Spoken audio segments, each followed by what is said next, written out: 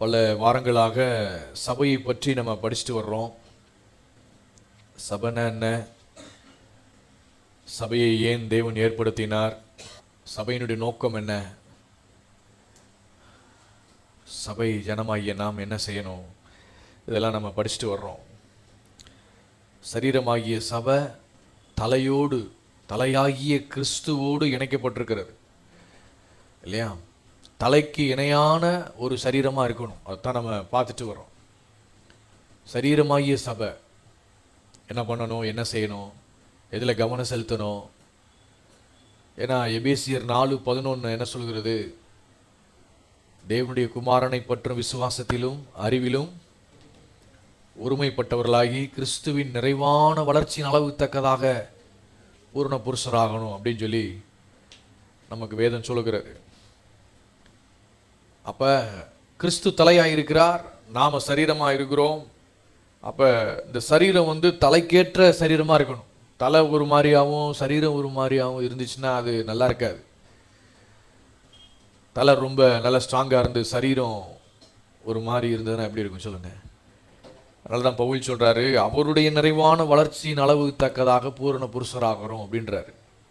பூரண புருஷனை விளங்குதா, முழுமை அடையணும் அப்படின்னு சொல்கிறார். முதிர்ச்சி அடைந்தவர்களாக, தேறினவர்களாக நாம் எழும்பணும் என்று சபைக்கு பவுல் கற்றுக் கொடுக்கிறார். எத்தனை பேர் வளர்ச்சி அடையணும், முதிர்ச்சி அடையணும் விரும்புகிறீங்க? விரும்பணும்.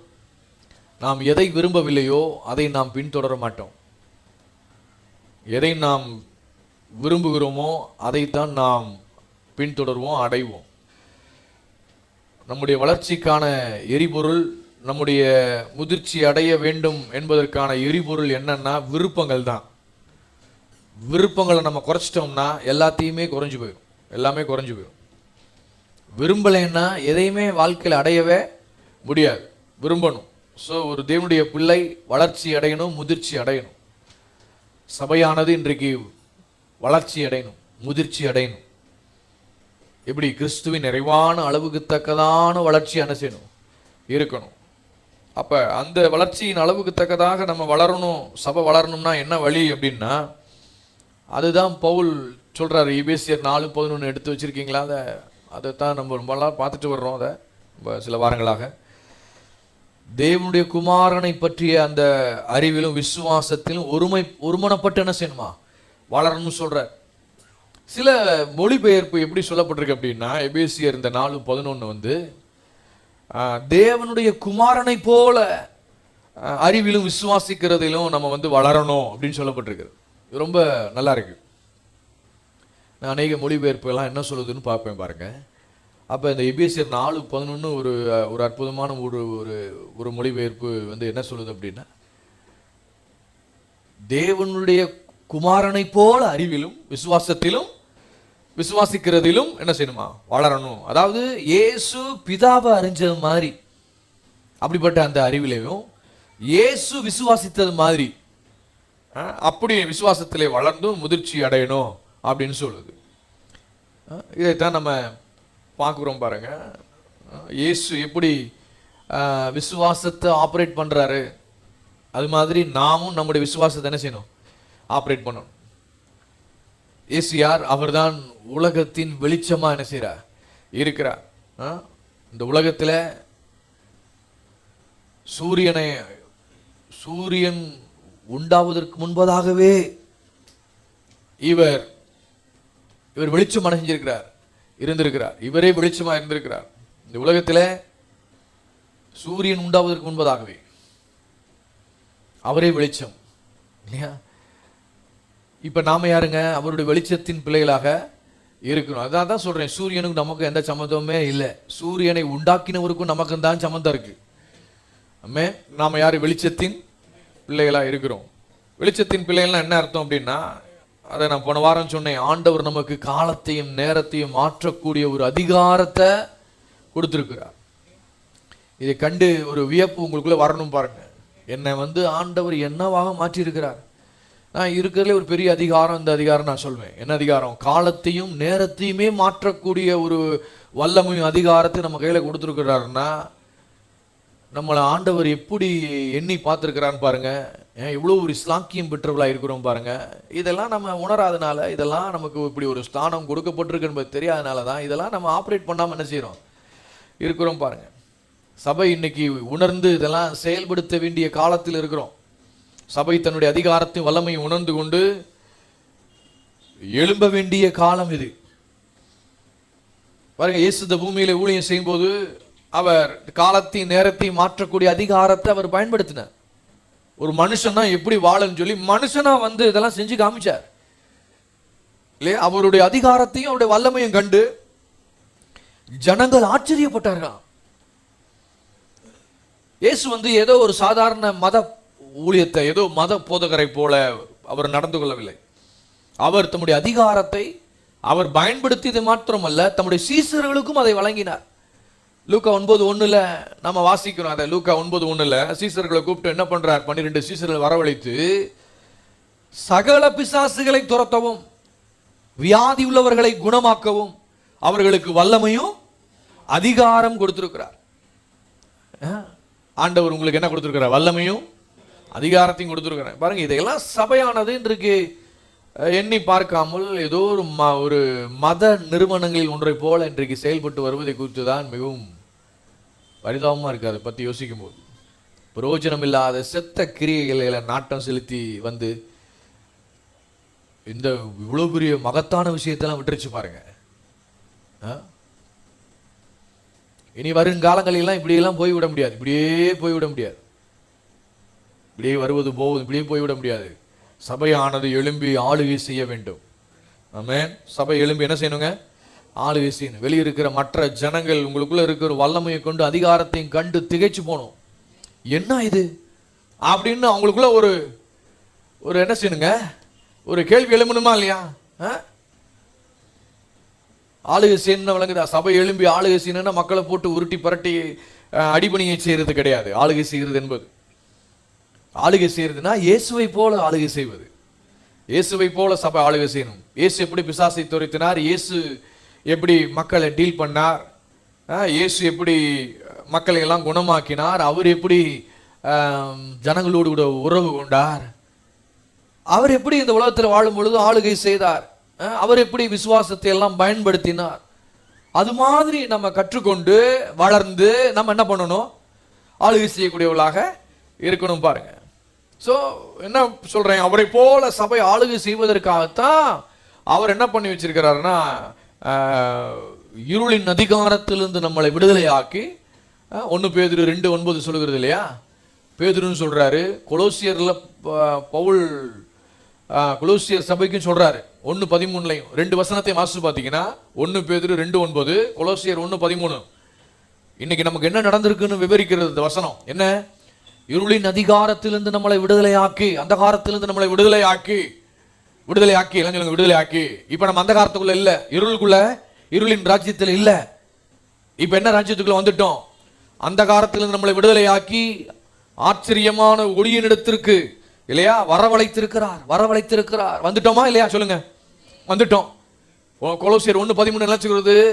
தம்முடைய அன்பின் ராஜ்யத்திற்கு உட்படுத்தி இருக்கிறார். அவருடைய அன்பின் ராஜ்யம்னா அது தேவனுடைய மண்டலம்.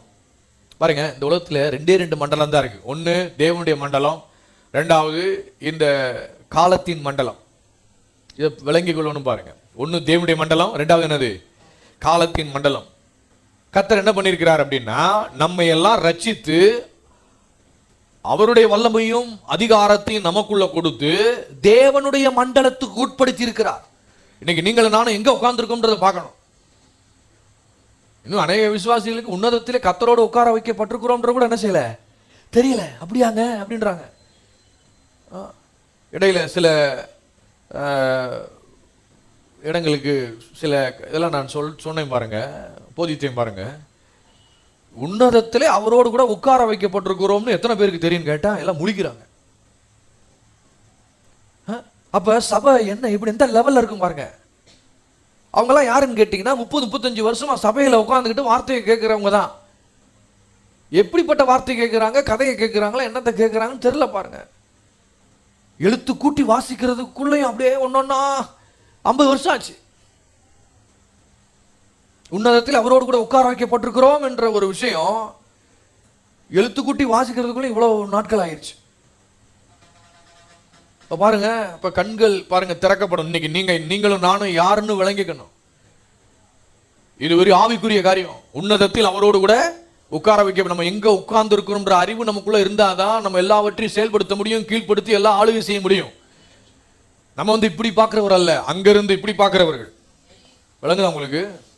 நான் அடிக்கடி அதை சொல்லி வர்றேன். எந்த ஒரு விஷயத்தையும் மேல இருந்து இப்படி பார்க்கிறவங்க, அங்க அந்த லெவல்ல ஆண்டவர் நம்மளை உட்கார வச்சிருக்கிறார்.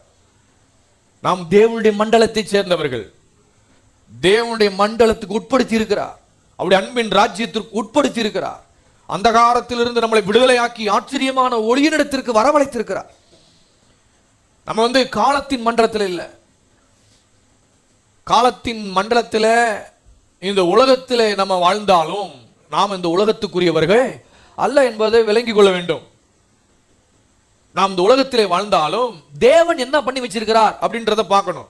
நம்ம இந்த உலகத்தை வாழ்றோம், அது ஒன்றும் பிரச்சனை, அது உண்மைதாங்க. அது ஒரு சரீர பிரகாரம் பார்க்கும்போது எங்க உட்காந்துருக்கிறோம்? இந்த பூமியில தான் உட்காந்துருக்கிறோம், இந்த உலகத்துல தான் வாழ்ந்துட்டு இருக்கிறோம். ஆனா தேவன் நம்மளை என்ன பண்ணிருக்கிறாருன்னா, ஒரு ஆவிக்குரிய காரியத்துல ஒரு தேவனுடைய ராஜ்யம் இருக்கு பாத்தீங்களா?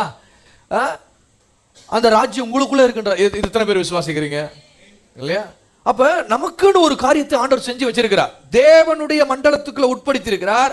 இந்த உலகத்திலே வாழ்ந்தாலும் இந்த காலத்தின் மண்டலத்துக்குள்ள நம்ம வாழ்ந்தாலும் தேவனுடைய மண்டலத்திலிருந்து வாழ்ந்து இந்த உலகத்தை நம்ம ஆளுகை செய்யணும் என்பதற்காக ஆண்டவர் அவருடைய ராஜ்யத்துக்கு உட்படுத்தி இருக்கிறார். அங்கிருந்து நாம இந்த பூமியை பார்க்கணும். அங்க இருந்து அங்க உட்கார்ந்து கொண்டு எல்லாத்தையும் டீல் பண்ணணும். அங்க இருந்து ஒரு காரியத்தை செய்யணும் என்பதற்காக ஆண்டவர் அப்படி செய்திருக்கிறார். பாருங்க, நாம எல்லாம் யாரு இதுல கன்ஃபார்மா இருக்கணும். நம்ம அவருடைய அன்பின் ராஜ்யத்திற்கு உட்படுத்தப்பட்ட மக்களா என்ன செய்யறோம்? இருக்கிறோம். அப்ப ரெண்டே மண்டலம் தான்.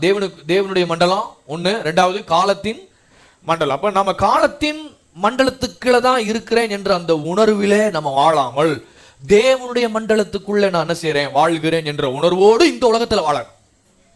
விளங்குதான்? அப்ப காலத்தின் மண்டலத்துக்குள்ள தான் நான் வாழ்றேன் அப்படின்ற அந்த உணர்வோடு இருக்கிறவங்க அவங்க எப்படி வாழ்வாங்க? அவங்க காலத்தையும் நேரத்தையும் பார்த்து கொண்டு காலம் வரட்டும், நேரம் வரட்டும், நமக்குன்னு ஒரு நேரம் வராமலே இருக்கும், அப்படி நேரம் வரட்டும், காலம் வரட்டும் என்ன செய்வாங்க? அப்படி காத்திருப்பார்கள். காலத்திற்காக நேரத்திற்காக காத்திருக்கக்கூடியவர்களாக இருப்பார்கள்.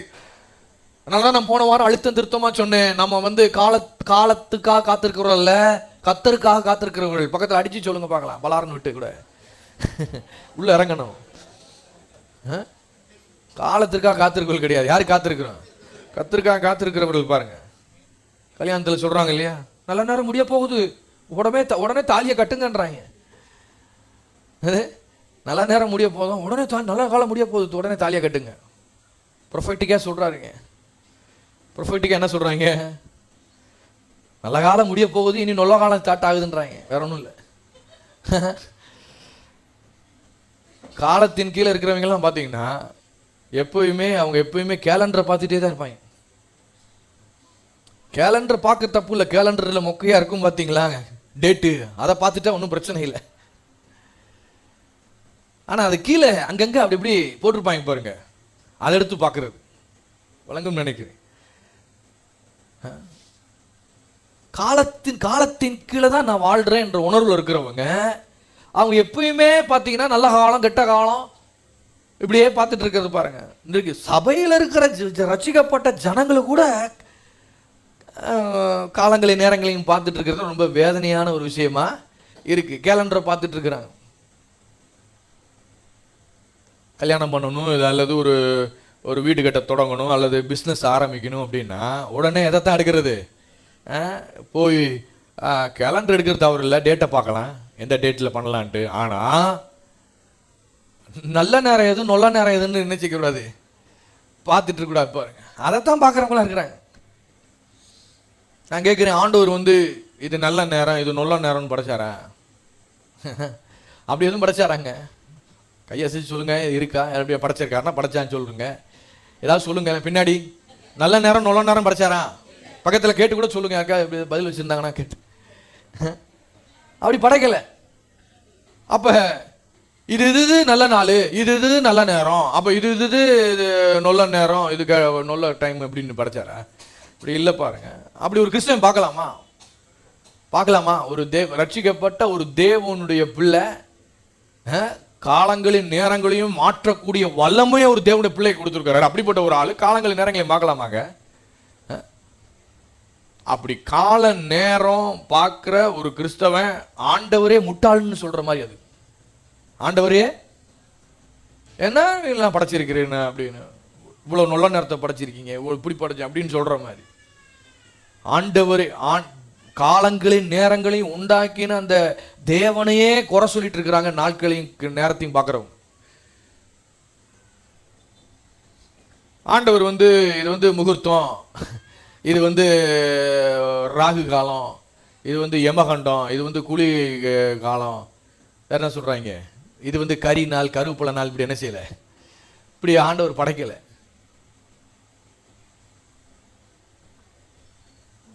நாம காலத்திற்கும் நேரத்திற்கும் உட்பட்டவர்கள் அல்ல, விளங்கிக் கொள்ள வேண்டும். செவ்வாய்க்கிழமையோ சனிக்கிழமையோ வெள்ளிக்கிழமையோ அது நம்முடைய வாழ்க்கையை அது எந்த விதமான வித்தியாசப்படுத்த போவதே, எந்த விதமான காரியத்தை ஏற்படுத்த போறதே இல்லை. ஸோ உங்க மைண்டை இந்த உலக கல்ச்சர்ல ட்ரெயின் பண்ணக்கூடாது. உங்க மைண்டு உலக கல்ச்சரை வச்சு ட்ரெயின் பண்ணக்கூடாது.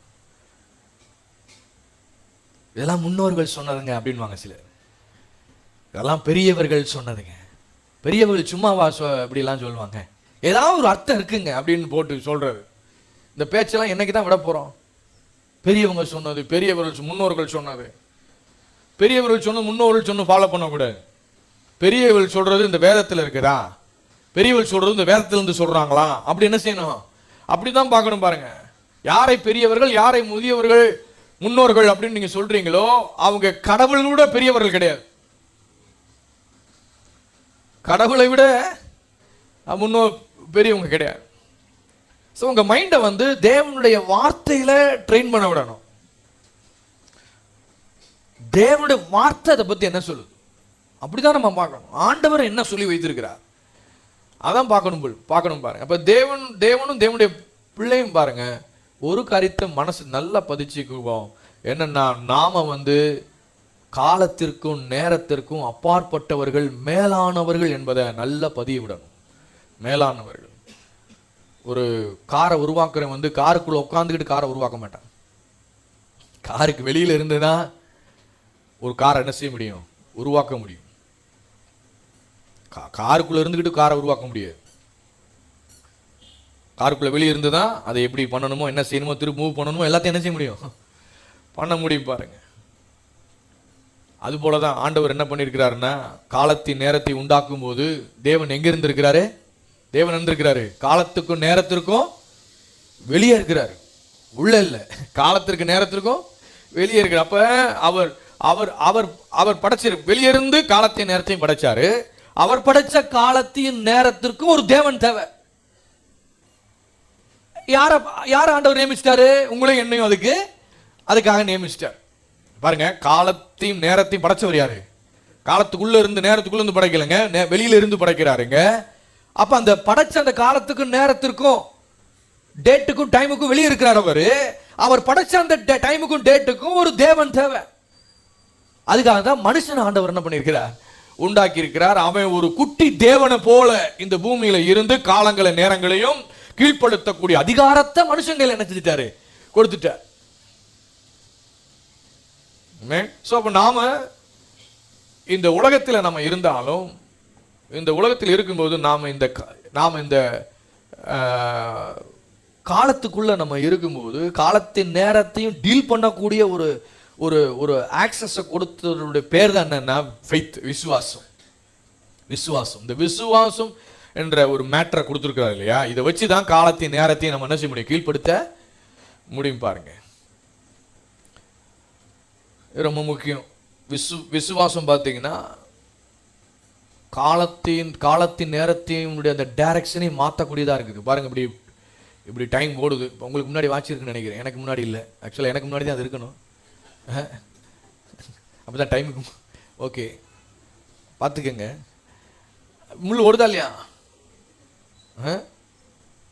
மெதுவாக ஓடுது இல்லையா, டக்கு டக்குன்னு ஓடுது. ஆனால் விசுவாசம் பார்த்தீங்கன்னா காலத்தையும் நேரத்தையும் டைரக்ஷன் பண்ணக்கூடிய, மாற்றி அமைக்கக்கூடியதாக இருக்குது. எப்படின்னா அது இப்படி காலம் இப்படி ஓடுதுன்னா உடனே சல்லுன்னு என்ன செஞ்சிருது, அது அப்படி ஆக்கிடுது விசுவாசம் என்பது. ஸோ நான் என்ன சொல்ல வரேன், உங்களுடைய காலம் எப்படி இருந்தாலும் அதிலிருந்து நீங்கள் வெளியே வரவும், அந்த காலத்தை மாற்றவும், அந்த காலம் எப்படி இருக்க வேண்டும் என்று நீங்கள் நினைத்தாலும் அதற்கு தேவையான மேட்டர் தான் என்னது, விசுவாசம். எத்தனை பேர் விளங்கிட்டீங்க? இந்த விசுவாசத்தை கொண்டு நிறைய விஷயங்களை பண்ணலாம். ஒரு சபையானது, நான் எதுக்கு இதெல்லாம் இந்த ஒரு டாபிக் எடுத்து சொல்கிறேன் அப்படின்னா, சபையானது விசுவாசத்தில் வளரணும். அப்போ தான் கிறிஸ்துவினுடைய நிறைவான வளர்ச்சியின் அளவுக்கு தக்கதாக நாம் என்ன செய்ய முடியும், வளர முடியும். இதுல பாருங்க, விசுவாசத்திலும் சொல்லப்பட்டிருக்கு இல்லையா, எபேசியர் 4:11. அதுக்கு தான் அந்த ஒரு வேர்டுக்கு தான் இவ்வளவு நாளா பிரசங்கம் பண்ணிட்டு வரோம் பாருங்க. இதுல நம்ம வளர்ந்தா தான் அவருடைய நிறைவான வளர்ச்சியின் அளவு தக்கதாக என்ன செய்ய முடியும், வளர முடியும். விசுவாசம் உங்க டைமையே உடைக்க வல்லமுள்ளதா இருக்குது. அந்த போன வாரம் சொன்னீங்க, டாக்டர் ஒரு வருஷம் அப்படின்னாருன்னா, நீங்க உங்க விசுவாசத்தை கொண்டு அந்த ஒரு வருஷத்தை ஒரு மாசம் ஆக்க முடியும், ஒரு வாரமும் ஆக்க முடியும், அந்த ஒரு வருஷத்தை ஒரு நிமிஷம் ஆக்க முடியும், ஒரு செகண்டாவும் என்ன செய்ய முடியும், உங்களால ஆக்க முடியும். ஆமேனே வல்ல பாருங்க. இந்த விசுவாசத்தை கொண்டு அவ்வளவு வேலை பண்ணலாம். இந்த காலங்களின் நேரங்களையும் நிறைய மிச்சப்படுத்தலாம், மீட்கலாம். விசுவாசத்தில் நம்ம வளரணும். இதில் வளர்ந்து பெருகணும். வளராதனால தான் இதெல்லாம் ஆப்ரேட் பண்ணாமல் இருக்கும். இதை பற்றி என்னென்னு தெரியாமல் இருக்கிறோம். அது வளரணும். இயேசு பாருங்க, ஒரு முறை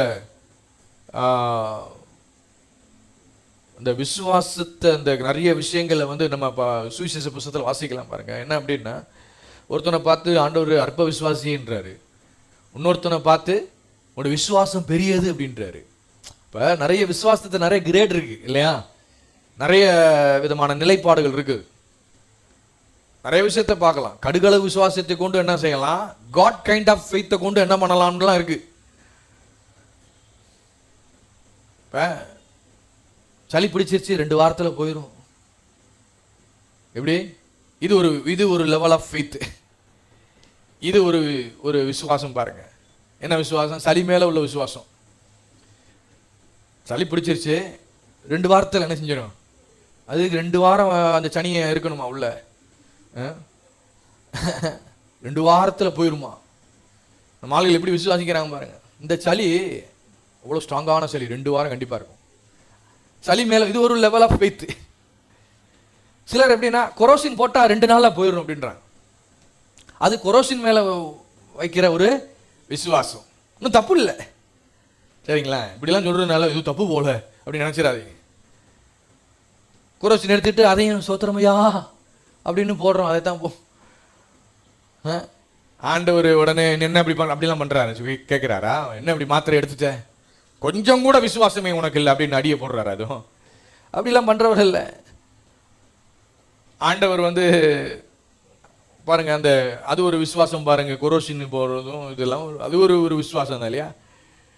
அப்ப ஒன்றும் தப்பு இல்லை பாருங்க. ஆண்டவர் என்ன பண்றாருன்னா, சரி எப்படியோ இவன் சரீரத்துல அந்த தொந்தரவு, அந்த சனியை இருக்கக்கூடாதுன்னு நினைக்கிறானே, அதை விரட்டணும்னு நினைக்கிறானே, அதை நினைச்சு ஆண்டவர் என்ன பண்றாரு, சந்தோஷப்படுறாரு. எப்படியாவது இதை விட்டு என்ன செய்யணும், என்னை விட்டு இதெல்லாம் அந்த தொந்தரவெல்லாம் போக நினைச்சு ஏதோ பண்றானே, முயற்சி எடுக்கிறானே, அதை நினைச்சு சந்தோஷப்பட்டு இந்த சரீரத்துல தேவன் தங்கு ஆலயமா என்ன செய்யுது, அவர் தங்குற ஆலயமா, நான் தங்குற இடம் நல்லா வைக்கணும்னு நினைக்கிறானே, அது இருக்கக்கூடாது இது இருக்கக்கூடாது கரெக்டா வச்சுக்கணும்னு நினைக்கிறானேன்னு சொல்லிட்டு அவர்கள் சந்தோஷப்பட்டு என்ன பண்றாரு, அங்கேயும் அவர் கிரியை செய்யக்கூடியவராக இருக்கிறார் பாருங்க.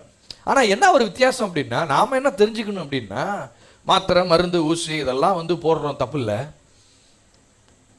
இதெல்லாம் இது எடுக்கிறதுனால ஒரு பெரிய பாவம் அப்படிலாம் கிடையாது, சரிங்களா?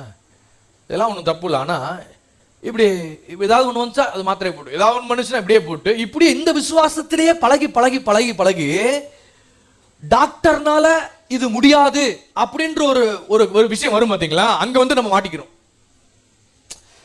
எத்தனை பேருக்கு புரியுதுங்க? அதாவது இந்த மாதிரி விஷயங்களா எடுத்து எடுத்து எடுத்து அப்படியே இதுலயே நம்ம பழகி பழகி பழகி டாக்டர்னால முடியாத ஒரு மேட்டர்னு வரும்போது என்ன ஆகுதுன்னா, அங்க நம்ம மாட்டிக்கிறோம்.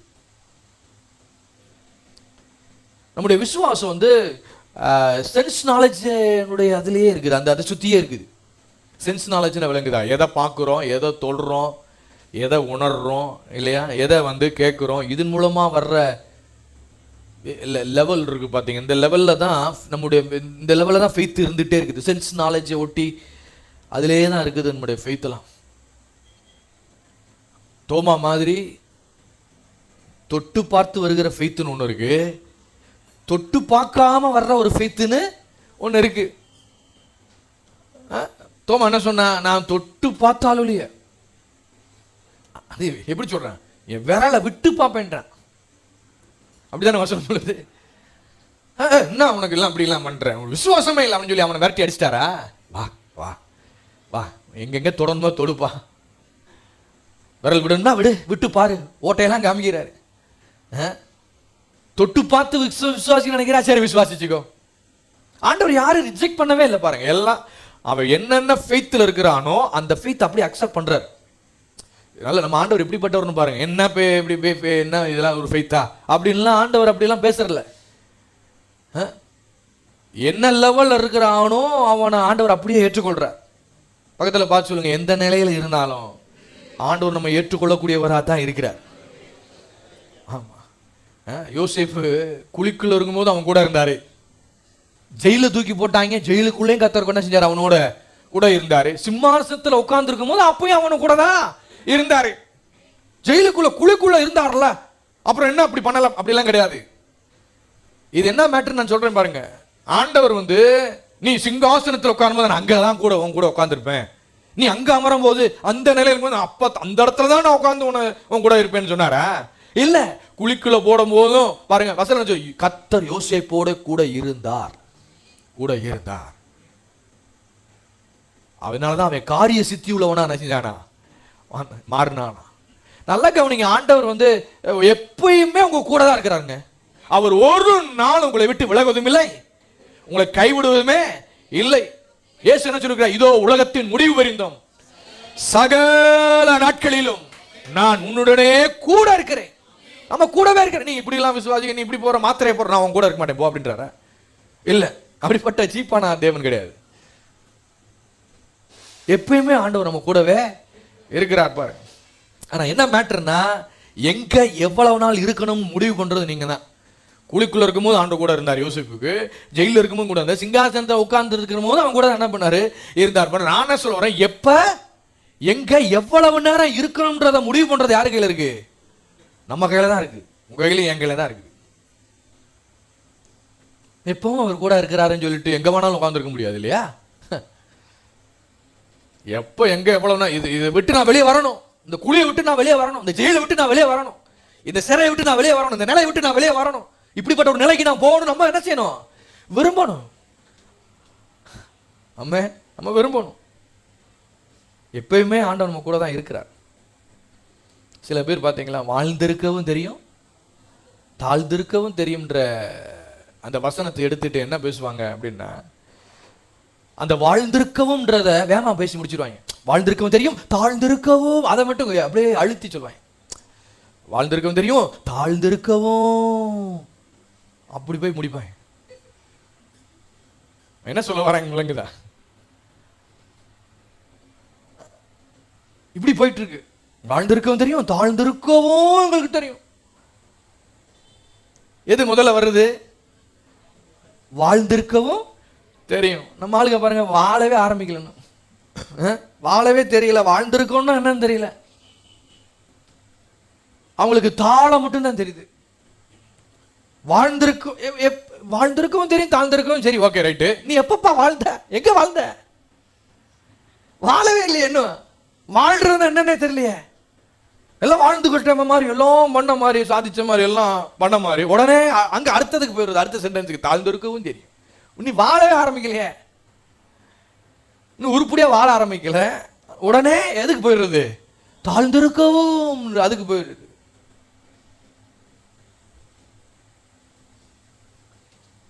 ஒன்னியவான் திருப்புங்க, ஒன்னியவான் 5ஆம் அதிகாரம். ஒன்னியவான் 5ஆம் அதிகாரம் 4-5 வாசிப்போம். எல்லாம் சேர்ந்து வாசிப்போம். நல்ல அற்புதமான விஷயம். தேவனால் பிறப்பதெல்லாம் உலகத்தை ஜெயிக்கும்.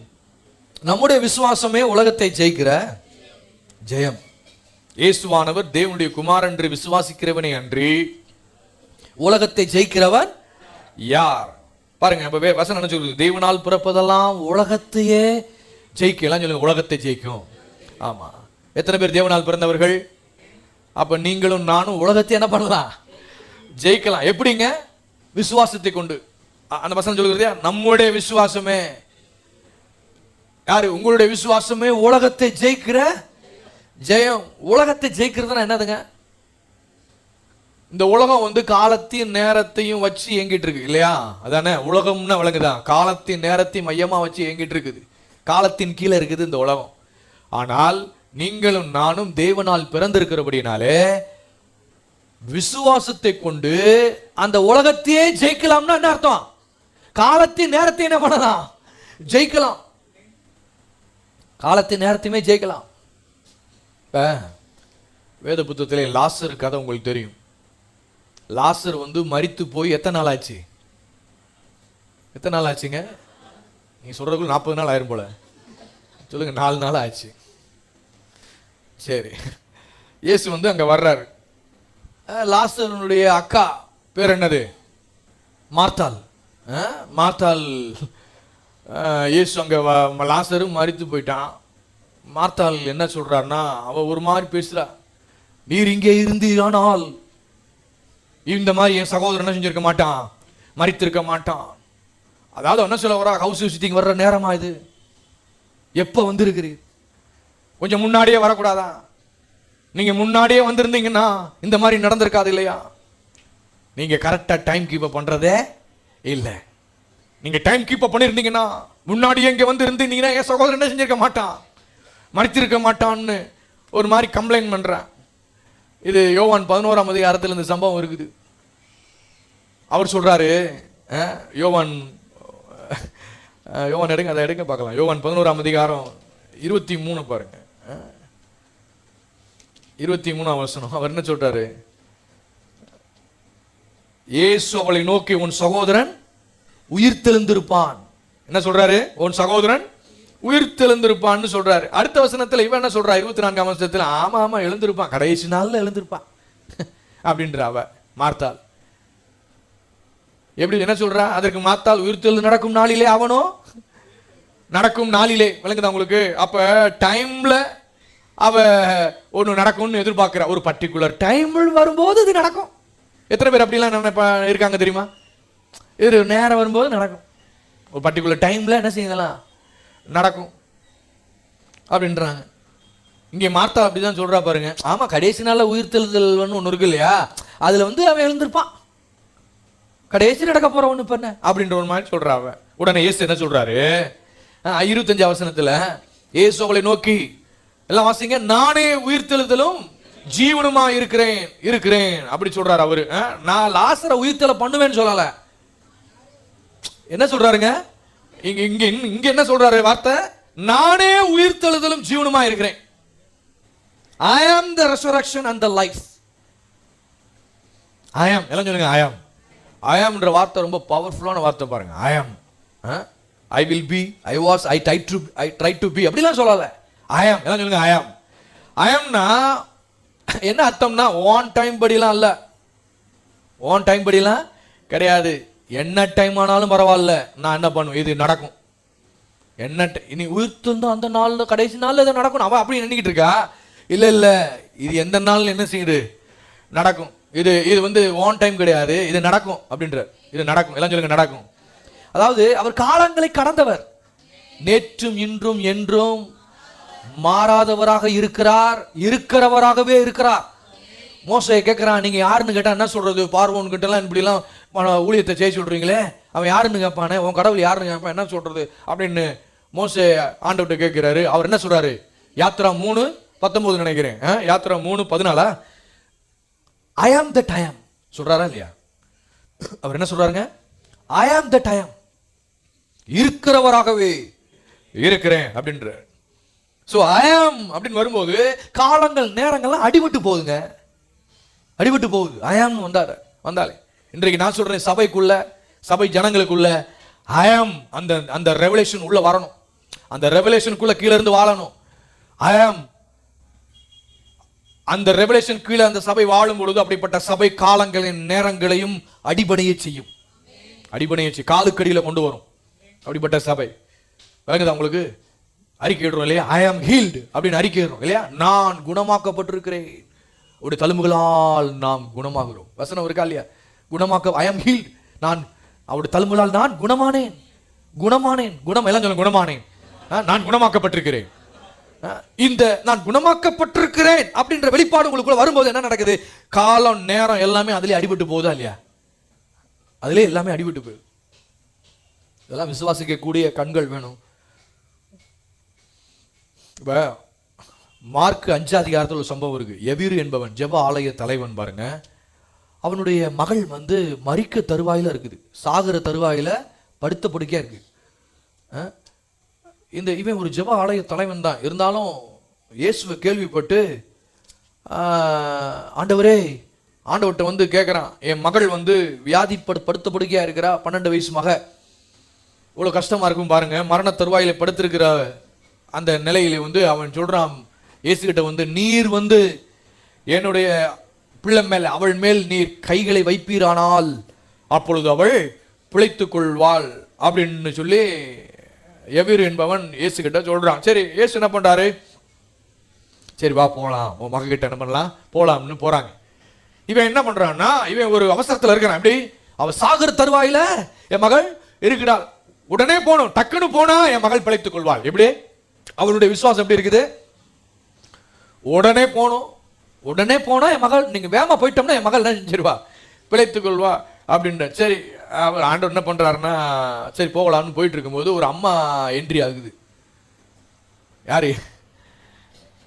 12 வருஷம் பெரும்பாடு உள்ள ஒரு ஸ்திரீ வந்து பாத்தீங்கன்னா, அவ ஆண்டவரை கேள்விப்பட்டு அவ வந்து ஆண்டவர் அந்த சைடா போயிட்டு இருக்கும்போது ஒரு வஸ்திரத்தை எப்படியாவது என்ன செஞ்சிடணும், தொட்டுறணும்னு அவ பிரயாசப்பட்டு அவ ட்ரை பண்ணி வஸ்திரத்தை தொட்டுட்டா. தொட்ட உடனே அவளுக்கு 12 வருஷமா இருக்கிற அந்த பெரும்பாடு என்ன ஆகுது, ஒரு செகண்ட்ல சுகமாயிருச்சு.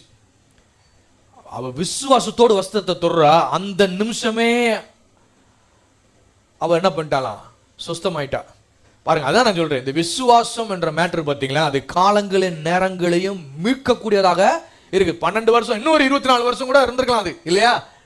ஆனா விசுவாசத்தோடு அந்த வஸ்திரத்தை நான் தொடுவேன் அப்படின்னா, இயேசுவினுடைய வஸ்திரத்தை தொடுவேன், ஆனால் உடனே எனக்கு சுகம் உண்டாகும் சொல்லி அப்ப விசுவாசித்து ஒரு காரியத்தை ஆபரேட் பண்றா, செய்ய தொடங்குற, செய்ய வைக்கிறா பாருங்க, செயல்படுறா, உடனே ஹீல், ஒரு செகண்ட்ல ஆகுது.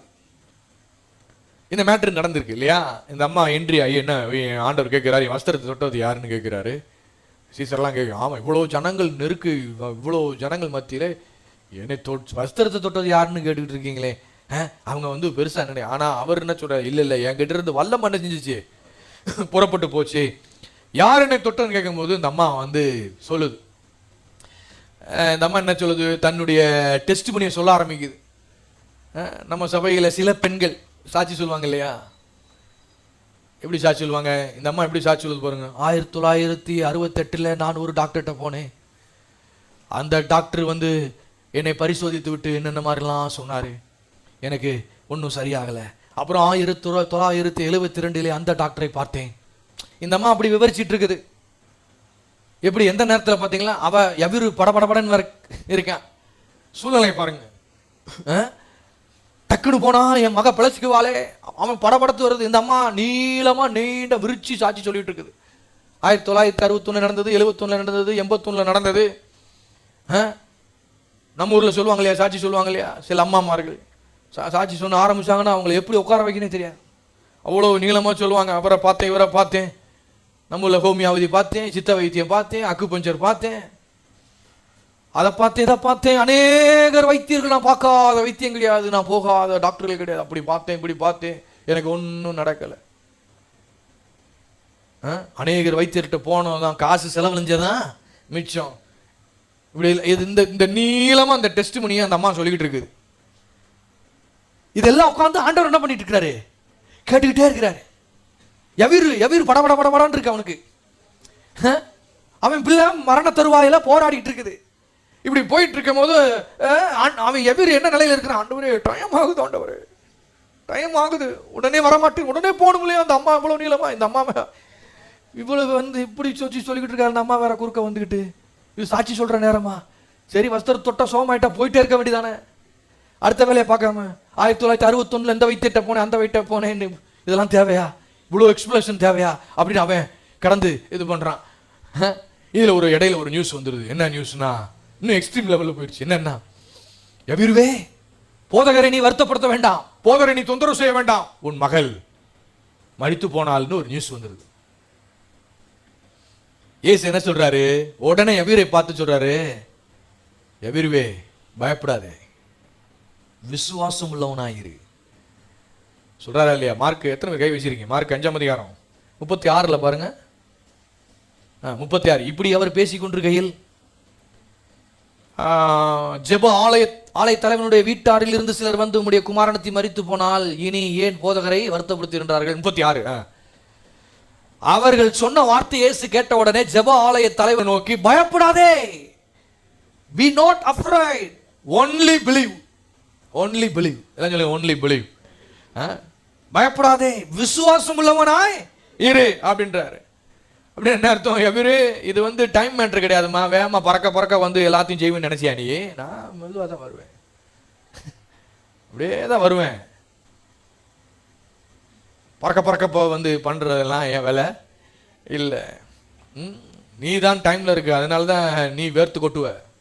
டைம் ஆயிடுச்சு என்ன பண்ணுவ? வேர்த்து கொட்டிக்கிட்டு இருப்ப. நான்லாம் அப்படி இல்லை, டைம் ஆயிடுச்சுன்ட்டு உனக்கு வேணா டென்ஷன் ஆகலாம், எனக்கெல்லாம் டென்ஷன் ஆக போறதே இல்லை. ஏன்னா அவர் வேற லெவல் இல்லையா?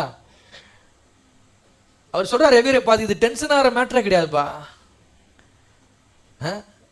செத்து போச்சு நியூஸ் வருது, பரவாயில்ல, நான் இது 4 நாள் ஆனாலும் பரவாயில்ல, நான் என்ன செய்வேன்? எழுப்புவேன். எந்த நிலையில இருந்தாலும் நான் எழுப்பக்கூடியவனாக இருக்கிறேன். நான் வந்து டைம் கீழே இல்லை, விளங்குதா உங்களுக்கு? அவன் டைம் ஆச்சு வேமா போகணும், போதுகிறே சாக போறான் அப்படி இருக்கான் அவன். ஆனா ஆண்டவர் வந்து இந்த அம்மா சொல்றதெல்லாம் அப்படியே நிதானமா எல்லாம் கேட்டு போலாம் அப்படின்ட்டு.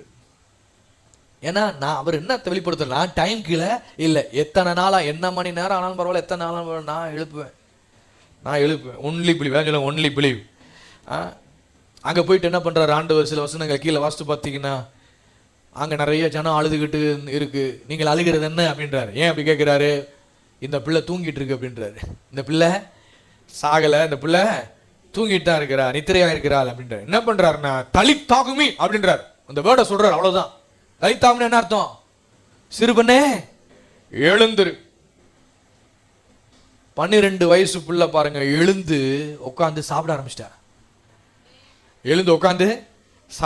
அந்த முழு அதிகாரத்தை படிச்சீங்கன்னா அந்த சம்பவம் இருக்கு. ஒரு காரியம் நல்லா விளங்கிங்க. இப்படிலாம் சொல்லும் பொழுது இயேசு வந்து டைம் கீழே இல்லாதனால அவர் ஏதோ டைமை கீப் அப் பண்ணாத ஆளு நீங்க நினைச்சிடக்கூடாது. அப்படி நீங்க இடம் போட்டுறக்கூடாது. ஏதோ ஒரு லேசி பிள்ளை போல சுகமாக்கணுமா, ஒருடா நாளை பார்ப்போம், அப்படி ஆள் கிடையாது. நம்ம ஊர்ல சொல்றாங்க பாருங்க, அந்த மாதிரி இல்லை. இப்படிலாம் பண்றதுனால அவர் டைம் கீப் அப் பண்ணாத ஒரு ஆள் போல அவர் சோம்பேறி நீங்க நினைச்சிடக்கூடாது. பாருங்க, இது இந்த டிலே ஆகுறதுக்கும் காரணம் இருக்குது இல்லையா? காரணம் என்ன காரணம்? இடையில இன்னொரு ஆளை ஹீல் பண்ணிட்டு இருக்கிறாரு, இன்னொரு ஆளை சுகப்படுத்திட்டு இருக்கிறாரு. இதனாலதான் டிலே ஆகுது. டாக்டர்ஸ்லாம் பாருங்க, சில வேலையில என்ன இத்தனை மணிக்கு வராரு, நம்ம அவருக்காக காத்து மணிக்கணக்கில் அப்பாயின்மெண்ட் ஆர்டர் கொடுத்து காத்துட்டு இருப்போம். நம்மள எரிச்சலா ஓடிக்கிட்டு இருக்கும். சில வேலையில என்ன இத்தனை மணிக்கு வராரு, அத்தனை மணி வரைக்கும் வேற யாரையாவது ஆப்ரேஷன் பண்ணிட்டு அறுத்து முடிச்சு கேஸ் முடிச்சுட்டு வந்திருப்பாரு. அது மாதிரிதான் பாருங்க, ஆண்டவர் வந்து டிலே ஆகிற காரணம் வந்து வேற யாராவது இடையில என்ன செஞ்சுட்டு இருப்பாரு, இன்னொரு மேட்டரை டீல் பண்ணிட்டு இருப்பார், சுகப்படுத்திட்டு இருப்பார். அதனால இதெல்லாம் நீங்க கேட்கும்போது, அதாவது விசுவாசிகள், தேவனுடைய பிள்ளைகள், காலத்துக்கு நேரத்துக்கு அப்பாற்பட்டவர்கள், நாம் கீழ்பட்டவர் அல்ல, இந்த விஷயத்தெல்லாம் கேட்கும்போது விசுவாசத்தை கொண்டு காலத்தையும் நேரத்தையும் மீட்கலாம்னு சொல்லிட்டு, அதனால சர்ச்சுக்கோ வேலைக்கோ லேட்டா போயிடாதீங்க, சரிங்களா? காலத்தையும் நேரத்தையும் மீட்கலாம் இருக்காரு. 5 மணிக்கு ஆராதனைனா 6:30 உட்காந்து போதும் அப்படின்னு நினைச்சிடக்கூடாது. காலத்தின் நேரம் லேட்டா வந்தா ஆவிக்குரிய நஷ்டம். சர்ச்சுக்கு லேட்டா போனா ஆவிக்குரிய நஷ்டம், வேலைக்கு லேட்டா போனா பொருளாதார நஷ்டம். வேற ஒண்ணும் இல்லை, சம்பளத்தை கட் பண்ணிடுவாங்க. அப்படிதானே? அவன் சும்மா விடுவானா? நீங்கள் வேலைக்கு போகும்போது சும்மா 10 மணிக்கு வேலைன்னா சும்மா நீங்கள் ஒரு 12 மணிக்கு ஒரு வாரம் போங்களேன். ஒரு வாரம் போங்க, என்ன நடக்குதுன்னு பார்ப்போம். என்னங்க சொல்லுங்க, வேலை பார்க்குறீங்க தானே? உடனே என்ன பண்ணுறோம்? 10 மணிக்குண்ணா கிளம்பு கிளம்பு கிளம்பு கிளம்பு, விரட்டி அடிச்சு 9:55 போய் என்ன செஞ்சிருது? இருந்துருது. அதனால காலத்தையும் நேரத்துக்கு அப்பாற்பட்டவர் நாம அப்படின்னு நினைச்சு நம்ம இந்த மாதிரி விஷயங்கள் இதில் வந்து கோர்த்துடக்கூடாது. விளங்கிதான் உங்களுக்கு? அதுக்காக இதெல்லாம் சொல்ல வேண்டியிருக்கு பாருங்க. சரி, திருப்போம். எபிரேயர் 10ஆம் அதிகாரம் திருப்புங்க. எபிரேயர் 10ஆம் அதிகாரம், அதில் 38வது வசனம் 39வது வசனத்தை நம்ம படிப்போம். எபிரேயர் 10ஆம் அதிகாரம். Thank you low. எபிரேயர் 10 38 39. நீங்கள் விசுவாசத்தினாலே நீதிமான் பிழைப்பான். மறுபடியும் வாசிங்க. விசுவாசத்தினாலே நீதிமான் பிழைப்பான், பின்வாங்கி போவானானால் அவன் மேல் என் ஆத்துமா பிரியமாயிராது என்கிறார். நாமோ வெக்கப்பட்டு கெட்டு போக நாமோ கெட்டு போக பின்வாங்குகிறவர்களாய் இராமல் ஆத்துமா ஈடேற விசுவாசிக்கிறவர்களாய் இருக்கிறோம். பாருங்க, விசுவாசத்தினால் நீதிமான் பிழைப்பான். ஒரு கார் எடுத்துக்கங்க. இந்த கார் பெட்ரோலில் தான் ஓடணும் அப்படின்னா பெட்ரோல் ஊற்றி தான் அந்த காரை என்ன செய்ய முடியும்? ஓட்ட முடியும். ஏன்னா அந்த பெட்ரோல் கார், பெட்ரோல் அதுக்குண்டான இன்ஜின், அதுக்குண்டான அப்படித்தான் மேனுஃபேக்சர் பண்ணியிருப்பாங்க இல்லையா? இல்லை நான் பெட்ரோலும் ஊற்றுவேன் தண்ணியும் ஊற்றியும் போவேன்னு போக முடியாது இல்லையா? ஒரு கார் வந்து ஒரு டீசல் கார் அப்படின்னா டீசலை மட்டும்தான் அதில் என்ன செய்ய முடியும்? ஊற்ற முடியும். பெட்ரோல் கார்னா பெட்ரோல்னால ஓடக்கூடிய காருங்க அது பெட்ரோல் தாங்க ஊற்றணும்னு அவன் தயாரிச்சிருப்பான். பெட்ரோல் ஊற்றாமல் அந்த கார் என்ன செய்யாது? போக. அது மாதிரி தான் பாருங்க, ஒரு விசுவாசி, ஒரு நீதிமான் விசுவாசத்தினால் என்ன செய்வான்? அவன் பிழைப்பான். எதனால அவன் பிழைக்க முடியும் அப்படின்னா விசுவாசத்தினால மட்டும்தான் என்ன செய்ய முடியும்? அவனால பிழைக்க முடியும். அவன் அவன் அவன் வாழ்க்கை முறையே விசுவாசம் தான். அவனுடைய லைஃப் ஸ்டைலே எப்படி இருக்கணும்? விசுவாசம் தான். பாருங்க, ஒரு கார் பெட்ரோல் கார்னா பெட்ரோல் ஊற்றி தான் அந்த காரை ஓட்ட முடியும் அப்படின்னா அது மாதிரி தான் பாருங்க, விசுவாசத்தினால் நீதிமான் பிழைப்பான்னா நீதிமான் எப்படி பிழைக்க முடியும்? அவன் எப்படி பிழைக்க முடியும்? விசுவாசத்தில் மட்டும்தான் என்ன செய்ய முடியும்? பிழைக்க முடியும். அப்ப இந்த ஃபெய்த்தில் ஆப்ரேட் பண்ண தெரியல அப்படின்னா அவன் வாழவே முடியாது. பெட்ரோல் இல்லைன்னா அந்த காரை ஓட்டவே முடியாது. அப்ப விசுவாசம் இல்லைன்னா அவன் வாழவே முடியாது. பாருங்க, அப்ப நீதிமான் வாழணும் அப்படின்னா விசுவாசம்னா என்னன்னு தெரிஞ்சு வச்சிருக்கணும். விசுவாசம் எப்படி வேலை செய்யறது தெரிஞ்சு வச்சிருக்கணும். விசுவாசத்தை கொண்டு எப்படி ஆப்ரேட் பண்ணுன்றது தெரிஞ்சு வச்சிருக்கணும்.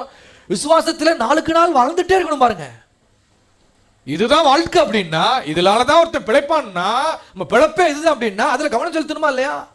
கவனம் செலுத்தணும். அதனாலதான் எபிரேயர் 11:6 சொல்கிறது, விசுவாசம் இல்லாமல் தேவனுக்கு பிரியமா இருப்பது கூடாத காரியம். சொல்லுங்க, கூடாத காரியம். ஆமா, விசுவாசம் இல்லாமல் தேவனுக்கு பிரியமா இருப்பது கூடாத காரியம். அப்ப விசுவாசம் இல்லாம ஒண்ணுமே பண்ணவே முடியாது. இப்ப ஒரு வீட்டுக்கு ஜன்னல் எவ்வளவு முக்கியமோ அவ்வளவு முக்கியம். பாருங்க, ஒரு ஜன்னல் எதற்காக சொல்லுங்க? ஒரு வீட்டுக்கு ஜன்னல் எதற்காக? காத்தும் வரணும், வெளிச்சமும் வரணும். சில வீட்டில் நல்ல பெரிய பெரிய ஜன்னல் வச்சிருக்காங்க. ஏன்னா நல்ல வெளிச்சம் என்ன செய்யணும்? வரணும். வெயில் உள்ள வரணும், வெளிச்சம் வரணும். இப்போதான் தரையில் இருக்கிற சின்ன சின்ன கிருமிகள் என்ன செய்யும்? வெயில் திறந்து விட்டோம்னா வெயில் வந்தோடனே குப்போன்னு சின்ன இதெல்லாம் செத்துரும், வைரஸ் எல்லாம். வெயிலும் வரணும், அப்புறம் வெளிச்சம் வேணும் இல்லையா? வெளிச்சம் இருட்டுக்குள்ளே வாழ்ந்துட்டு இருக்க முடியுமா? வெளிச்சம் முக்கியமாக, காற்று வேணும். அதுக்காக தான் ஜன்னலை என்ன செய்யணும்? வீட்டில் வச்சு கட்டுறோம். பாருங்க, சிலர் இந்த ஜன்னலை திறக்கிறதே கிடையாது. எப்படி இருக்கும் பாருங்க.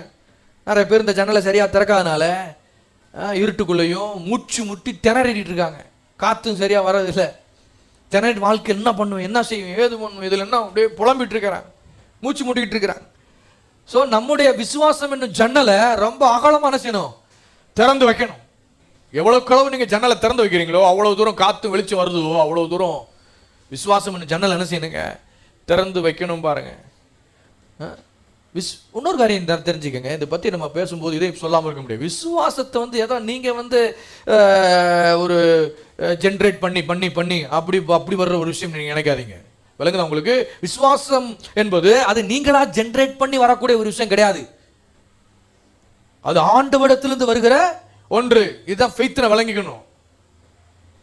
ஆண்டவரத்திலிருந்து வருகிற ஒன்று. ஆண்டவரத்து எப்படி வரும்? அவருடைய வார்த்தையை பார்க்கிறோம், ஆண்டவர் சொல்லி வருத்த வார்த்தைகளை நம்ம தியானிக்கிறோம். அவருடைய வார்த்தையிலிருந்து அவர் சொன்ன வார்த்தையை நம்பும் போதுதான் விசுவாசம் உங்களுக்குள்ள என்ன செய்யுது? நமக்குள்ள வருது. அதனால தான் ரோமர் 10:17 வாசிக்கிறோம் இல்லையா? விசுவாசம் கேள்வியினால வரும், கேள்வி தேவனுடைய வார்த்தையாலே. கேள்வினா விளங்குதா? ஹியரிங். கேள்வியினாலே வரும்னாது விசுவாசம் கேள்வியினால வரும், கேள்வி தேவனுடைய வசனத்தினால. வசனத்தை எவ்வளவு தூரம் கேட்கிறோமோ அவ்வளவு தூரம் விசுவாசம் வரும். எல்லாம் சொல்லுங்க, வரும். விசுவாசம் நம்ம ஜெனரேட் பண்ற ஒன்று இல்ல, அது ஆண்டவற்றிலிருந்து வர்றது. ஆண்டவருடைய வார்த்தை எவ்வளவு தூரம் கேட்கிறோமோ எவ்வளவு தூரம் பாருங்க கேட்க, அது வர்ற ஒரு மேட்ரு, அவற்றிலிருந்து வர்ற ஒரு மேட்ரு. எல்லாம் சொல்லுங்க, அவற்றிலிருந்து வர்ற மேட்ரு. அப்ப ரொம்ப முக்கியம் பாருங்க, ஆண்டவருடைய வார்த்தை எவ்வளவு தூரம் கேட்கிறீங்களோ அவங்களுடைய வார்த்தையிலிருந்து அவ்வளவு தூரம் உங்களுக்கு விசுவாசம் உண்டாயிருக்கு. இது ரொம்ப முக்கியம் பாருங்க. அதனாலதான் நம்ம வார்த்தை அண்டையிலே அதிகமா போகணும்.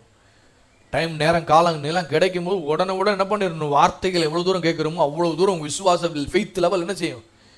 கூடிட்டே இருக்கும். வார்த்தையிலிருந்து தான் விசுவாசம் உங்களுக்குள்ள வருது. இது ஏதோ லாஜிக் கிடையாது. சில நேரம் பாருங்க, சில நேரம் நீங்க கால்குலேட் பண்ணி வச்சிருப்பீங்க, கால்குலேட் பண்ணுவீங்க. இது இது இப்படி வரும், இது இந்த பணம் இங்கிருந்து இப்படி வரும் இல்லையா, இங்கிருந்து நமக்கு பணம் வரும், அங்கிருந்து இப்படி வரும், இத்தனாம் தேதி வரும், அவங்க இப்படி நமக்கு இத்தனாம் தேதி கொடுப்பாங்க, இப்படி வரும், அப்படி வரும், இதை கொண்டு இதை இப்படி பண்ணிடலாம், அதை கொண்டு இதை செஞ்சிடலாம். இதுக்கு பேர் விசுவாசங்க. இது இப்படி நம்ம பண்ணிட்டு கடைசியில் என்ன சொல்லுவோம்? நான் விசுவாசத்தில் இருக்கிறேன் அப்படின்னு சொல்லிக்கிட்டு இருப்போம். இதுக்கு பேர் விசுவாசம் கிடையாது. இதுக்கு பேர் என்னது? விசுவாசமே கிடையாது பாருங்க. இது என்ன சொல்றது? ஒருவேளை நீங்க சர்ச்சிலே வளர்ந்ததுனால, வாரம் இங்க வார்த்தை கேட்டு வளர்ந்ததுனால ஒருவேளை நீங்க என்ன பண்ணலாம்? விசுவாசத்தில் இருக்கேன்னு சும்மா சொல்லிக்கலாம். இதுக்கு பேர் விசுவாசம் இல்லை. விசுவாசம் எப்படி இருந்து வருது? தேவனுடைய வார்த்தையிலிருந்து வருகிற ஒன்றுதான் விசுவாசம். அதாவது உங்களுடைய கால்குலேஷன்ல இருந்து, உங்களுடைய பிளான் பண்றீங்க இல்லையா, இப்படி வந்துடும் அப்படி வந்துடும், இதை கொண்டு இப்படி பண்ணிடலாம் அப்படி செய்யும். இதுக்கு பேர் விசுவாசம் கிடையாது. 10 லட்சத்தை நான் வச்சுட்டு தான் ஆரம்பிப்பேன் அப்படின்றது விசுவாசம் கிடையாது. அது பிளானிங். அது என்னது? உங்களுடைய கால்குலேஷன். அதுக்கு பேர் கான்ஃபிடன்ஸ்.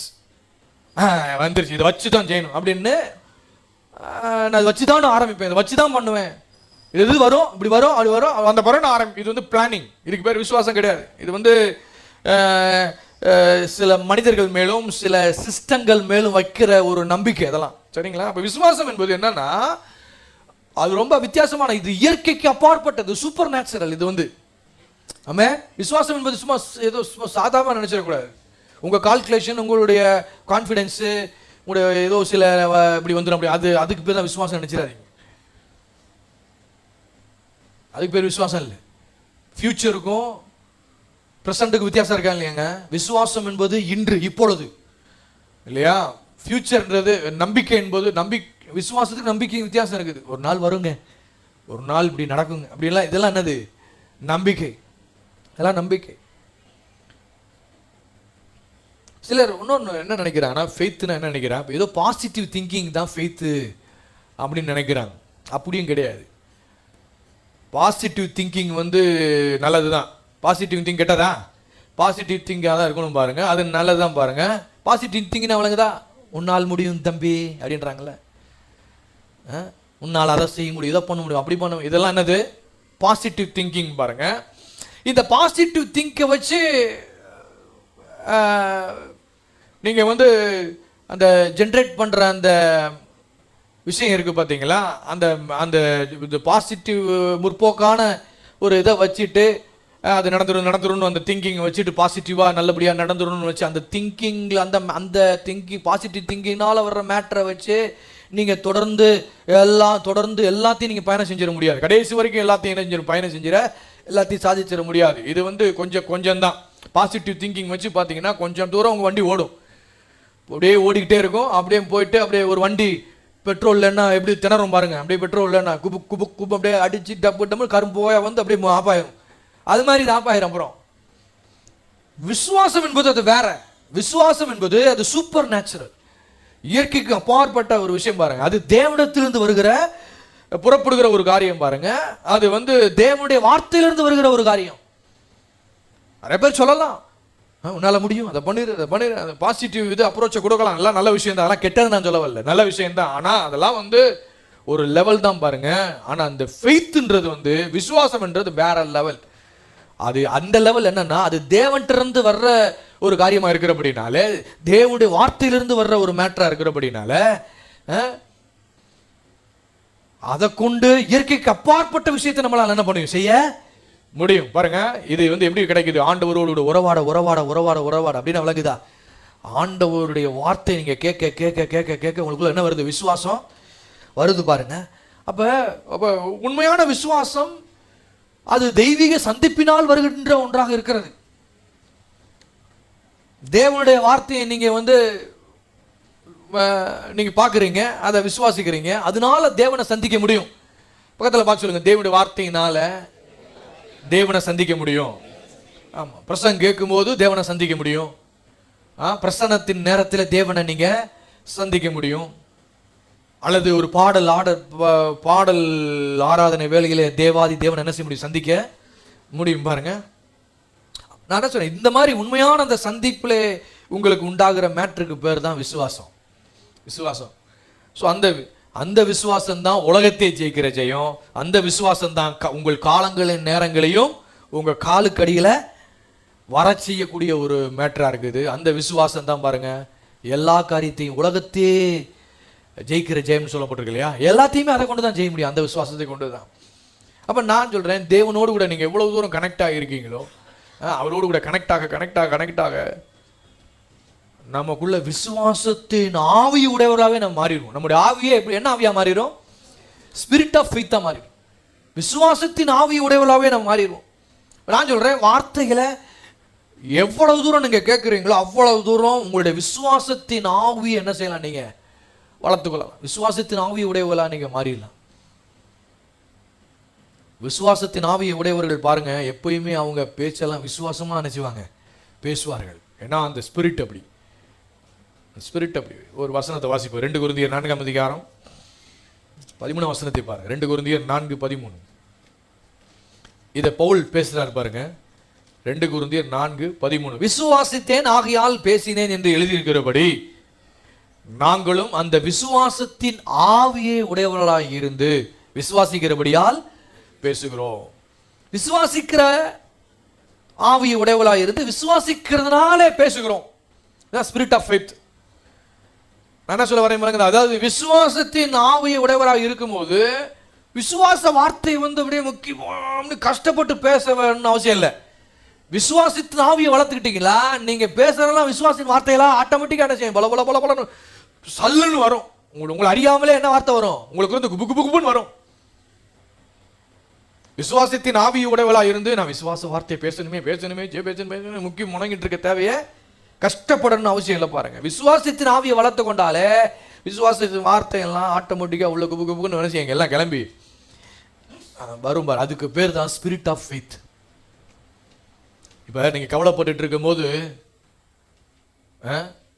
அப்படியே குபு குபு குபுன்னு வார்த்தை வருதா இல்லையா? என்ன மாதிரி வார்த்தை? அந்த மாதிரி வார்த்தை. கவலைப்பட்டு இருக்கும் போது என்னங்க வார்த்தை வருது இல்ல? கோபப்படும் போது அப்படியே குபீர்னு வார்த்தை என்ன செஞ்சிருது? வருதா இல்லையா? பட்டார்னு கோபத்துல பேசிட்டேன் அப்படி சொல்றோமா இல்லையா? அது மாதிரிதான் விசுவாசத்துல பேசிட்டேன். விளங்குதா உங்களுக்கு? அது மாதிரிதான் விசுவாசத்துல கோபத்துல பேசிட்டேங்கன்னு சொல்லுவோம். ஏன்னா அந்த மாதிரி அது ஒரு ஸ்பிரிட் பாருங்க. அப்படி ஒரு ஆவி உள்ள இருக்கு. ஆவி அந்த கட்ட கட்ட கட்ட என்ன செய்யுது? ஒரு குபு குபு குபுன்னு வருது, பேச வைக்குது. கவலைப்படும் ஆட்டோமேட்டிக்கா அப்படியே வருது அப்படி வார்த்தையெல்லாம். அப்படி பேசுறாங்க கவலையில் இருக்கும்போது, கஷ்டத்தில் இருக்கும்போது.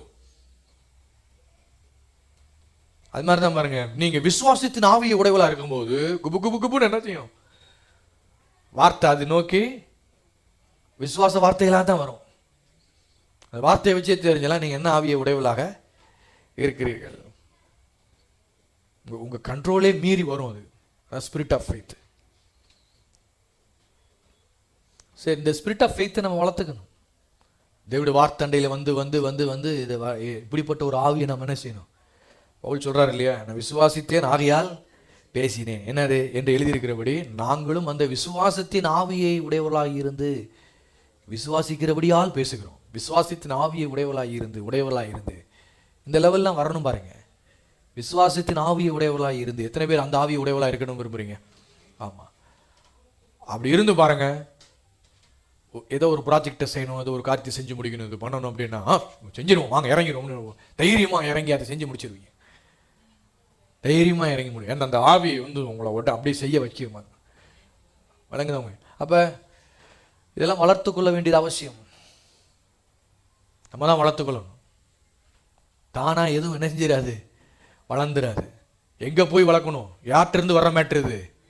ஆண்டவர்கிட்டருந்து வர. பாருங்க, அதை தான் ஆண்டவர் சொல்ற, என்ன இல்லாமல் உங்களால் ஒன்றுமே என்ன செய்ய முடியாது, செய்ய முடியான்ட்டார். விசுவாசத்தை வளர்க்கணும். நம்ம என்ன அது இப்படி நம்ம பண்ண முடியாது, நம்மளா எதுவும் ட்ரை பண்ண முடியாது.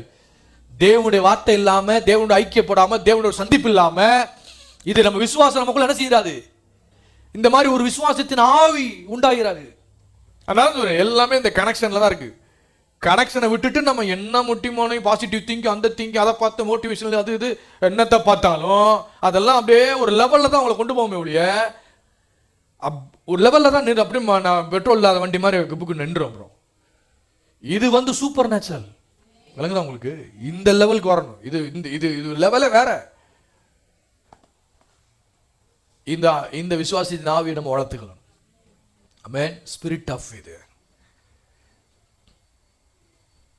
இப்படியெல்லாம் வளர்த்து கொள்ளும் பொழுது தான் அவருடைய வளர்ச்சியின், கிறிஸ்துவுடைய வளர்ச்சி நிறைவான அந்த வளர்ச்சி அளவு தக்கதாக என்ன செய்ய முடியும், நம்ம அப்படியே வளர முடியும். ட்ரை பண்ணணும், முயற்சி எடுக்கணும்.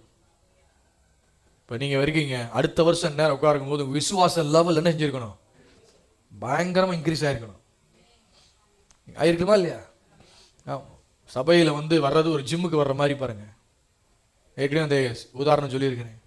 முதல் 5 கிலோ தூக்கணும், அப்புறம் 10 கிலோ தூக்கணும். எப்போ என்னால் 5 கிலோ தான் தூக்க முடியும்னு சொல்லி 30 வருஷமாக சொல்லிட்டு இருக்கக்கூடாது. வணங்கண்ணா, கொஞ்சம் கொஞ்சமாக கிலோ என்ன செய்யணும், கூட்டுங்கன்னு கொஞ்சம் கூட்டுங்கன்னு ஒரு 10 கிலோ வைங்களேன், பார்ப்போம், ட்ரை பண்ணுறேன். அப்படி முயற்சி எடுக்கணும். அப்படியே தூக்கி தான் அப்படி தானே அவன் பண்ணுறான் ஜிம்மில். எடுத்த உடனே 200 கிலோ வைப்பான், நான் தூக்கிடுவேன் பாருன்னா அவன் கை எலும்புல உடஞ்சிடும். அப்படி முடியாது இல்லையா? கொஞ்சம் கொஞ்சமாக பழகுறான், தூக்கி பழக போல தான் பாருங்க. இதெல்லாம் வளர்த்து கொள்ள வேண்டும், பயிற்சி எடுக்க வேண்டும், விரும்பணும். முதல் இதெல்லாம் நான் வளர்ச்சி அடையணும், முதிர்ச்சி அடையணுன்ற விருப்பம் நமக்குள்ள பற்றி எறியணும் பாருங்க. ஓகே, நம்ம அடுத்த வாரம் நம்ம இதெல்லாம் தொடருவோம், சரிங்களா? இந்த மாதிரி சத்தியங்கள்லாம் கேட்குறீங்க, நல்லது. இதை வாழ்க்கையில் என்ன பண்ணணும், அதை அந்த சூழ்நிலை வரும்போது அதை அப்ளை பண்ணணும், சரிங்களா? அப்ளை பண்ணணும். அதுக்காக தான் அந்த சத்தியம் போதிக்கப்படுது இல்லைங்களா? போன வாரம் சத்தியம் கேட்டிங்க அப்படின்னா இந்த வர்ற வாரம் அநேக சூழ்நிலைகள் உங்களுக்கு வந்து போயிருக்கும். அதை நீங்கள் அதை என்ன செய்யலாம், அதை அப்ளை பண்ணலாம். முயற்சி எடுக்கணும் பாருங்க. ஓகே, ஜோம். Thank you father. ஹல்லேலூயா. நன்றி ஆண்டவரே, உமக்கு ஸ்தோத்திரம். ஆண்டவரே, உங்களுடைய ஜீவன் எங்களுடைய சரீரத்தில் பாயட்டும், இங்கே வந்திருக்கிற ஒவ்வொருடைய சரீரத்திலையும் பாயட்டும் அப்பா. ஆண்டவரே, உச்சம் தலை முதல் உள்ளங்கால் வரைக்கும் ஆண்டவரே அந்த ஜீவன் ஆண்டவரே ஒவ்வொரு ஆர்கன்ஸ்குள்ளேயும், ஆண்டவரே ஒவ்வொரு இரத்த குழாய்க்குள்ளேயும், ஆண்டவரே ஒவ்வொரு எலும்புகளுக்குள்ளேயும், ஒவ்வொரு ஜாயின்ஸ்குள்ளேயும் ஆண்டவரே அது போகட்டும் அப்பா. ஆண்டவரே அப்பா, அந்த ஜீவன் பாயட்டும். இங்கே இருக்கிறவங்க யாராவது உங்களுக்கு பலவீனம் இருக்குன்னா உங்களோட கையை அப்படியே அந்த இடத்துல வச்சுக்கோங்க. எந்த இடத்துல நீங்கள் பலவீனமாக நீங்கள் உணர்றீங்களோ, உங்களுக்கு வலி இருக்குது, இல்லை மனசில் வலி இருக்குன்னா கூட கிறிஸ்துவோட ரத்தம் அதை ஹீல் பண்ணக்கூடிய வல்லமையுடையதாக இருக்குது. அப்போ உங்கள் சரீரத்துக்கு பலனை கொடுக்குது. இயேசுவின் ரத்தம் உங்களுடைய மனசுக்கு ஹீலிங் கொடுக்குது. ரெண்டையுமே ஃப்ளோ பண்ண விட போகிறோம். எந்த இடத்துல உங்களுக்கு சுகம் தேவைப்படுதோ அந்த இடத்துல உங்கள் கையை வைங்க. அந்த கை தேவனுடைய கையாக அந்த இடத்துல இருந்து அந்த ஜீவன் அந்த இடத்துல புறப்பட்டு போகட்டும். ஹல்லேலூயா. நீங்கள் தான் இந்த இடத்துல தீர்க்கதரிசி. ஆண்டவர் சொல்கிறார், நீ வர இந்த எலும்புகளை பார்த்து பேசு அப்படின்னு சொல்கிறாரு. விசுவாசத்தை இந்த இடத்துல ப்ராக்டிஸ் பண்ணுங்கள். நான் பேசுனா நிச்சயமாக நடக்கும். உங்கள் ஜீவனை நான் அந்த இடத்துல ஃப்ளோ பண்ண விடுறேன். என் கையிலிருந்து ஒரு வல்லமை புறப்பட்டு என்னுடைய சரீரத்துக்குள்ளாக பாயட்டும். என்னுடைய கரங்களிலிருந்து உங்கள் வல்லமை புறப்பட்டு என்னுடைய மனசில் இருக்கிற காயங்கள் எல்லாம் மாற்றட்டும். ஒரு சுகம் உண்டாகட்டும். ஒவ்வொரு காயங்களின் ஆழங்களில் சென்று ஒரு சுகம் உண்டாகட்டும். எல்லா வலி வேதனைகள் இயேசுவின் நாமத்தினாலே இப்பொழுதே என் சரீரத்தை விட்டு என் மனதை விட்டு இயேசுவின் நாமத்தினாலே இப்பொழுதே வெளியேறுவாயாக என்று சொல்லி நான் கட்டளை கொடுக்கிறேன்.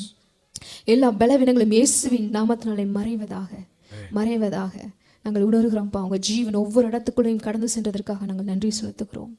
இங்கே வந்திருக்கிற ஒவ்வொருடைய மனதின் காயங்களுக்குள்ளெல்லாம் சென்று ஆண்டவரே அப்பா ஒரு சுகத்தை கொடுத்ததற்காக நாங்கள் நன்றி செலுத்துகிறோம். ஆண்டவரே நொறுங்குண்ட இருதயத்தை புறக்கணிக்காத தேவன் அப்பா. இங்கே ஒருவேளை ஏதோ உறவுகளினாலே அப்பா ஆண்டவரே இந்த இடத்துல ராஜா ஒரு சமாதானம் இல்லாமல் இந்த இடத்துல ஒருவேளை வந்திருக்கலாம்.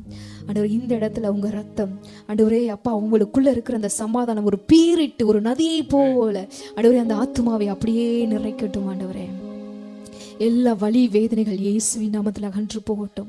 அவர்கள் இழந்தவைகள், இந்த இழந்தவைகளினால் ஏற்பட்ட ஒரு நஷ்டம், அதனால் ஏற்பட்ட காயங்கள், வலிகள் ஆண்டவரே இதெல்லாம் இப்பொழுது சுகமாகி கொண்டிருப்பதற்காக நாங்கள் நன்றி செலுத்துகிறோம். உங்கள் ரத்தம் ஒவ்வொன்றிலும் போய் சுகத்தை கொடுப்பதற்காக நாங்கள் நன்றி செலுத்துகிறோம். ஆண்டவரே இவர்கள் சரீரத்தில் இருக்கிற ஒவ்வொரு வலி வேதனைகள் காயங்கள் இப்பொழுது ஆறிக்கொண்டிருப்பதற்காக நாங்கள் நன்றி செலுத்துகிறோம். பட்டு போனதற்காக நன்றி செலுத்துகிறோம். அன்று இதே உணர்வுகளை நான் இயேசுவின் தழும்புகளால் நான் குணமானேன் என்ற ஆண்டவரே அந்த உணர்வோடு அவர்கள் இந்த இடத்தை விட்டு கடந்து செல்லட்டும். இயேசுவின் நாமத்தில் ஜெபிக்கிறோம் நல்ல பிதாவே.